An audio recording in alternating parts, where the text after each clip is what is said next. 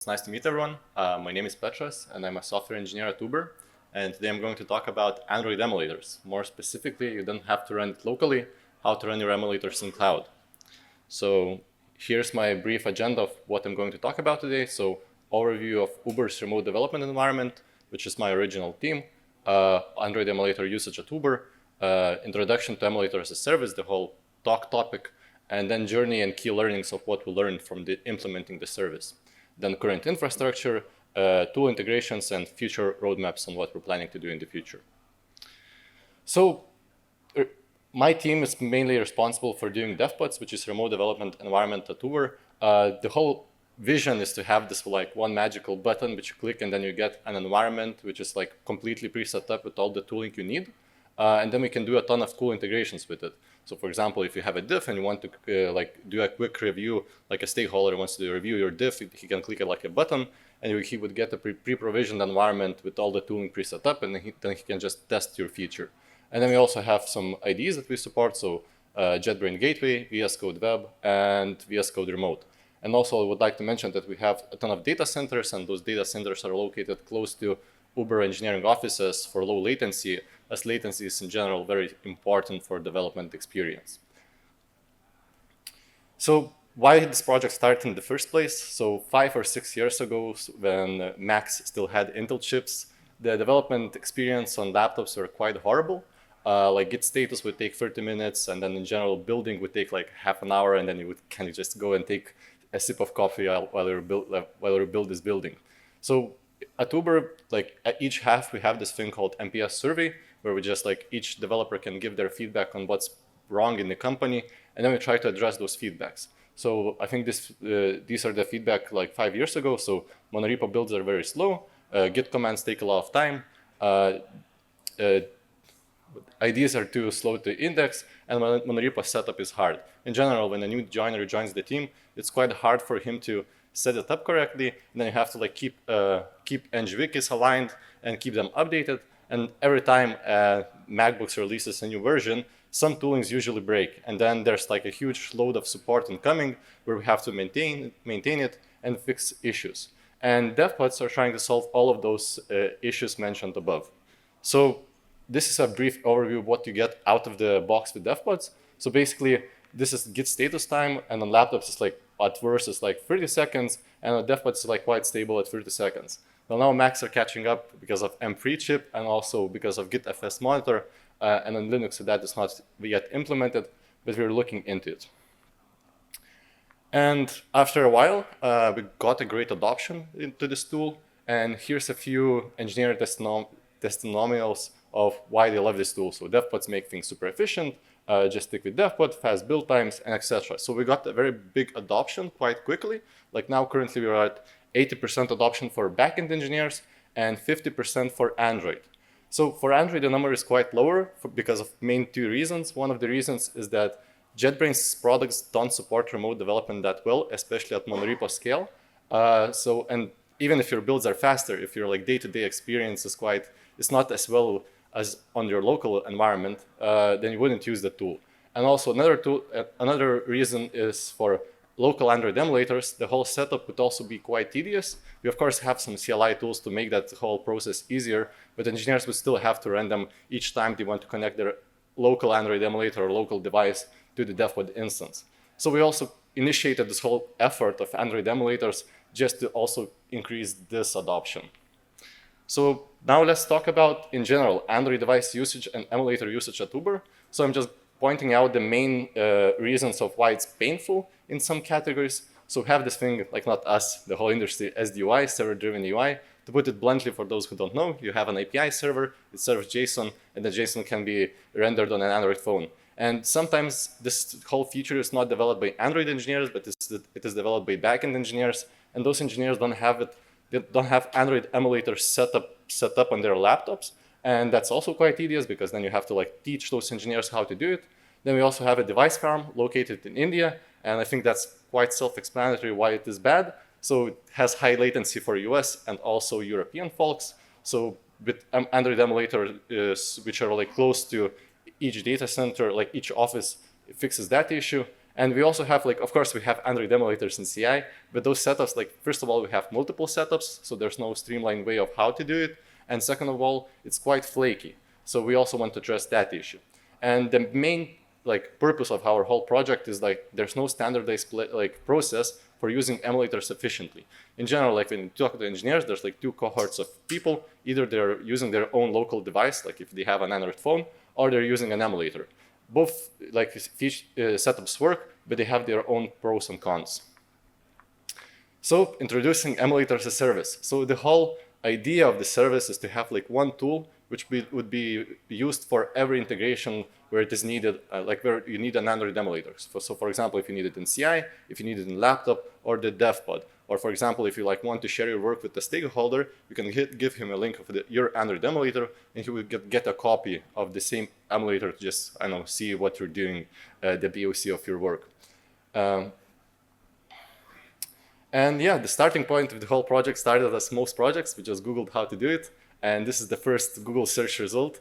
Basically, it's a blog post on how to build your own cloud emulator. The two main things is like you have to have a virtual machine with virtualization enabled, and to stream and control the emulator, at least the proposal was to use WebRTC. And we did a POC according to this blog, and we had some challenges.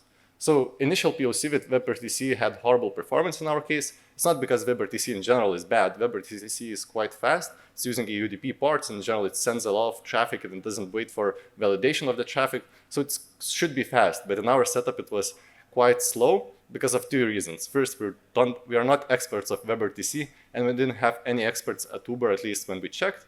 So and another reason, just security. Like in our case, how WebRTC works, if you want to like reach a cloud Android emulator, you have to like punch a hole through NAT. And in our case, that was not possible. So then we needed to like also create like a turn server, which is like a proxy from your device to the cloud. And yeah, so, and also we don't have experience, so we cannot like monitor it reliably. We don't understand what's the experience. So it was just not ideal. And yeah, we were quite bummed out that the initial POC was quite bad. But when we learned about this project called Screen Copy, I think most of you should to some extent know what it is. So basically Screen Copy, like we slightly modified it, but how Screen Copy works in our case, we use sockets, and sockets are much more understood in the industry and by us on how to use it and how to set it up correctly, how to monitor it.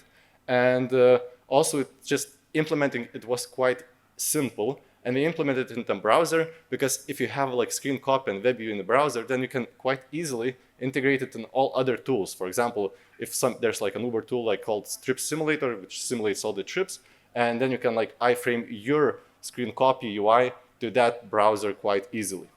But we still like faced crashes and we still had performance issues. And how we solved that is by adding GPUs. So we talked with Emulator WTF people, like it's a company, and they said that adding GPUs improved performance by quite a bit. And when we added them, it improved performance and also reduced cost by 40%, which is quite like, I don't know, an amazing fact, I guess.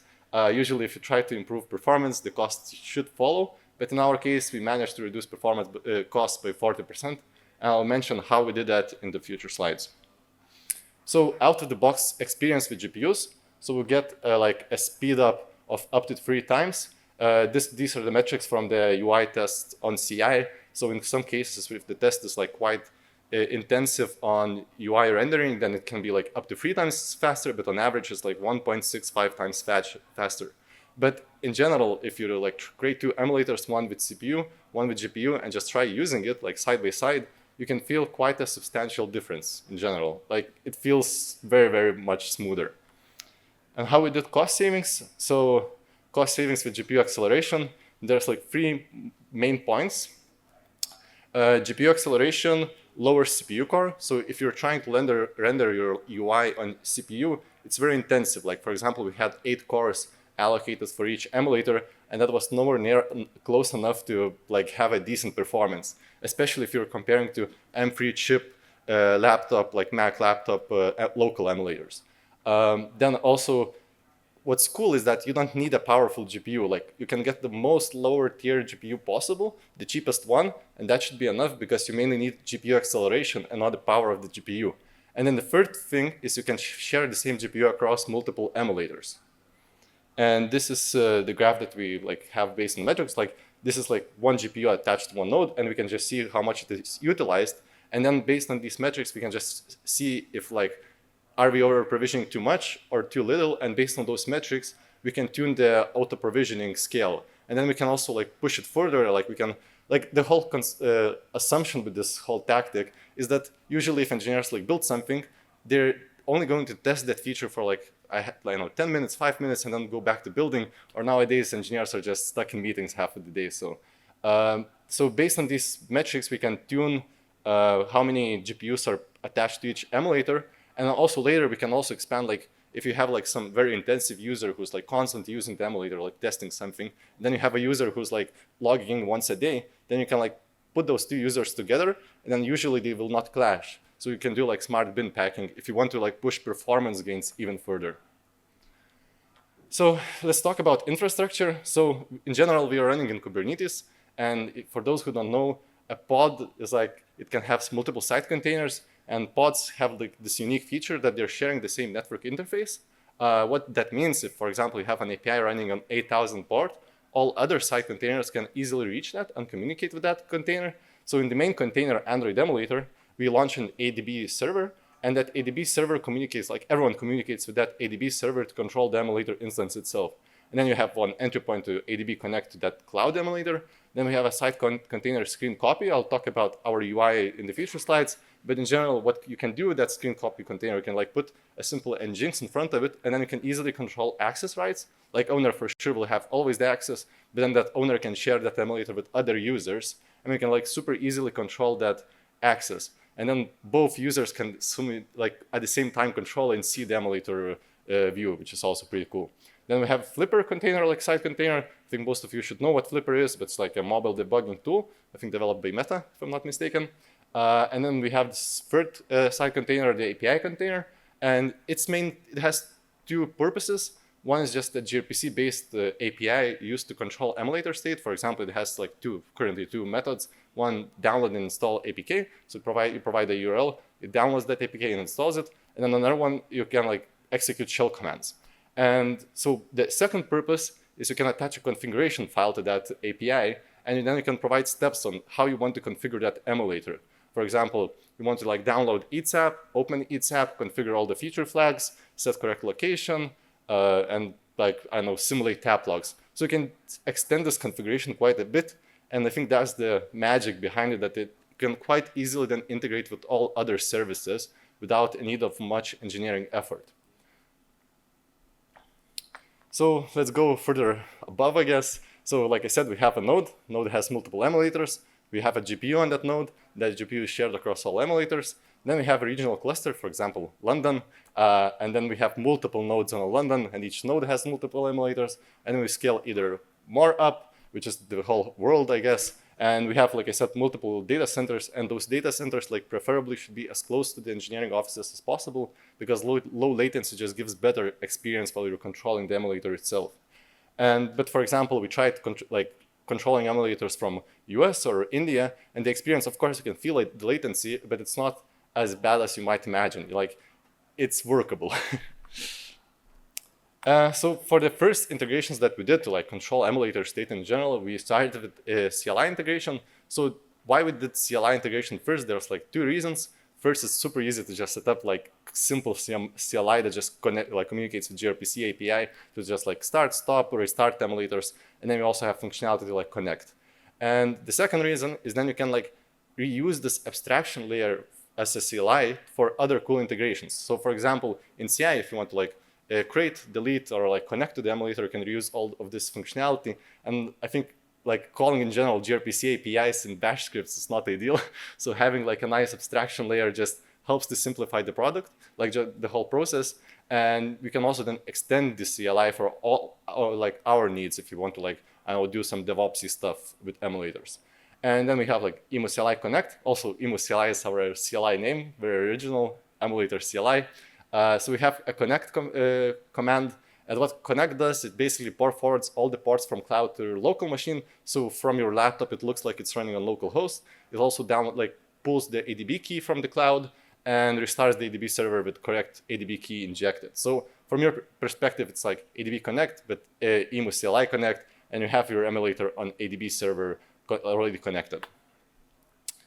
Then we have Web UI. So Web UI in general is quite simplistic looking. We didn't put that much effort. It looks like from 2000s, but we plan to like improve it next half. But from functionalities, what it has, it's like I said, it's using screen copy under the hood. Like when you launch a CLI, it installs the screen copy app into the emulator, and then it talks to that app via sockets. And then you can easily control that emulator. And what's cool in general, like we have this pop-up functionality, which looks quite magical. You just like click it and like physically it pops out of the browser, and then you can like put that emulator alongside like IntelliJ. Then we have like quick actions just to open like, for example, Flipper, open File Explorer, and etc. And then you have some basic information on like what's the usage of the emulator, like RAM, CPU, and stuff like that. And then, you, like I said, we have this side container API to install apps, and we can also like then add this to our UI. But yeah, we're planning to improve this in the future in general because it's not that appealing to the eye. Then we have IntelliJ plugin integration. So it's still at POC stage. Like we plan to finish it this year, but in general, why this is needed? If you like, we're looking for this like magical experience where like engineers don't have to like Google or just look it up how to like connect, how to use their emulators. So we try to put emulator controls as close to developers as possible. So from their perspective, if they have an emulator, they open like Android Studio, and they would see their emulators developed near Device Manager. And how we achieved it, we just integrated our emulators into like Device Manager API, and it's not super like hard, just like a plugin in IntelliJ. And then we can also provide some commands like how to connect, how to open like screen controls, and etc. And the further improvement would be to integrate the whole emulator controls into the IDE itself, like either via iframe or by utilizing the IntelliJ own solutions to control emulators. Then we have zero setup integration with SDUI. So like I said, SDUI, put in simple terms, you have API, that API returns JSON, and you can render the JSON on a UI. And we also in Uber, we have this app called SDUI Previewer, which renders that JSON just for ease of testing. So the main pain point with that is that the manual setup would take like up to 20 minutes. And then like next setups, like after the initial setup, would take like up to 5-6 minutes. And what we did is just like one-click setup. And what that magical button does, basically it provides you with an emulator plus a virtual environment devbot. So from engineer's perspective, he just gets two things and he can immediately build and test his features on SDUI app. And that's what we're all about, like just trying to integrate and just reduce manual setup, because we cannot really compete with Mac M3 chip emulators. They're going to be faster either way. So we have to just look at another way to like make all of other integrations, which just are repetitive, that people do it over and over again, to just streamline it. So internal crash, I'm now just going to talk about in general, like another tool at Uber, just to give some context. So we have this internal crash reporting tool called Healthline. It's very similar to Sentry. Basically, if you're like, for example, rolling out a new feature flag, and that new feature flag causes like 1% of devices, like an app on those devices starts crashing, all of those stack traces get aggregated together, and you have this like one crash report. And then engineers, what they have to do, either they, from the stack trace, they know how to fix it, or they have to like try to first reproduce it.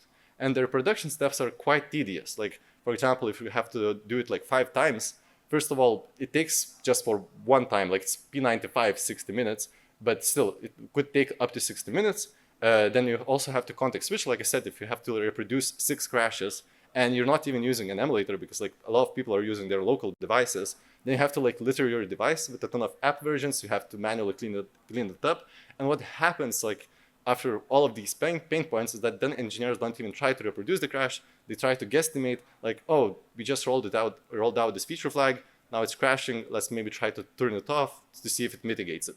So we're just trying to streamline the whole crash reproduction area to just make it easier for developers to do it, and so they would start doing it more. So yeah, this is how it looks from our integration. So you basically have a button in Healthline, it opens our UI, select a name, and then creates like an emulator with everything pre-configured. So from engineer perspective, it has an emulator with an app installed, which is opened, has correct feature flags, and he doesn't have to care about us like nitty-bitty details, like setting correct OS version, like if it's Android 5 or 7 or 8. So in general, it should, like in theory, increase the usability of Healthline. and crash reproduction. Then I'm just going to talk about what's next. And in general, like currently, what we did is just focused on core, just to make it stable and reliable. So zero setup is UI integration, onboarding CI. So by onboarding CI, we also like have to must increase reliability because we don't want to make it worse than it is already. Then healthful integration, GPU acceleration, and in general to configure emulators, which Android version, width, height, and etc. And next, like next year, main plan is just to streamline it even more. Emulators from CI build, imagine have a CI build, like a diff or a pull request. And then an engineer can just like click a button to get an emulator with those changes, and then you can easily test those changes. And we also have like a service which has like, you can select like Uber Eats and select like a specific version of Uber Eats. And then we can also integrate our emulators with that, so you could also get like a specific version of an app you want if you want to test it out. Then shared emulator access is also planned, just in general to like we're betting on the idea that if engineers want to showcase their work, they can just like send a link to the PM or someone else, and they click that link and they get like either a copy of the emulator, like a snapshot of it with the app pre-installed, or they get the actual emulator of the engineer. Like there's two approaches. And then integration to Uber Strip simulator service. So it's like basically if you want to simulate the whole ride experience, we have a service for that, and we can also integrate our emulators into the service. And next, we're planning to like next year, like in general, like we're doing this whole project towards the goal of open sourcing it. Like previously, like I think Google had like a library called like Android emulator scripts. Don't remember how it's exactly called. But basically, they had this project, and then I think they deprecated it. And there was a big need from the community to like in general have this. And we see like a gap in this space, and we want to fill it in. So generally, we are planning to like move towards this direction, and we are currently everything we do, we try to like decentralize Uber logic from the core emulator logic, just like provisioning, controlling, and etc. And yeah, hoping like even after the talk, if anyone would be interested and would see a potential in this whole project, yeah, we can chat, and if I see a lot of people interested, we can like push it from P1 to P0. And I guess we can, to summarize what we learned. So we had an MVP, which had horrible performance, but was running in cloud. So we have this like magical cloud word. And in theory, like what this MVP does, you can offload all your processing power to cloud. So you save battery life, and also in theory, your builds are faster because you don't have to like run emulator on your laptop. But that was nowhere near close enough to actually make engineers use it. Like we launched it and we saw like, oh wow, no one is using it. So then we understood that, okay, like just creating an emulator which is like even slightly worse, or not slightly, like at that stage it was much worse than local emulators. It was nowhere near close enough to actually make engineers switch to them. So after like that, we learned that, okay, we have to make something bigger. So we like make this like fancy name V2 emulators to just like make people try it again. And what we did, just improve performance, which made it like just better to use. And we then made management of emulators, like if it's crashing, if it's like snapshotted, and stuff like that. Just it would be easier for for users to start, restart, and etc. And we also like started doing integrations. And from our perspective, like if we want to just make it in general used as much as possible, we have to like bet on those integrations. So we would reduce the manual setup needed for engineers. And we shouldn't like compete with performance in general, like local emulators. We should make something like we should strive for something else. Just like making engineer lives easier by reducing like steps that are very like tedious. That's what like, for example, ChatGPT does, and that's why it's so successful. And yeah, that's it for my talk. Any questions? Yeah. Do you guys are also planning to provide for iOS as well? For iOS, no, there's no plans currently, sadly.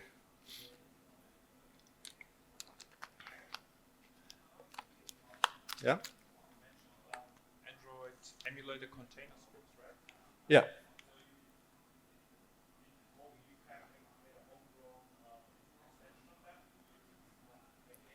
No, we didn't fork it. We did our own solution. We just took a lot of inspiration from the project. Like we just checked how they do it, and I think that project wasn't tailored to cloud, like not to cloud, to like Kubernetes setup. So we still had to make a lot of changes. It was just like good inspiration point in general, like to see how industry does it. But no, we didn't in general use that repo that much. Sorry? Yeah. We have multiple Kubernetes clusters in different regions. Any more questions?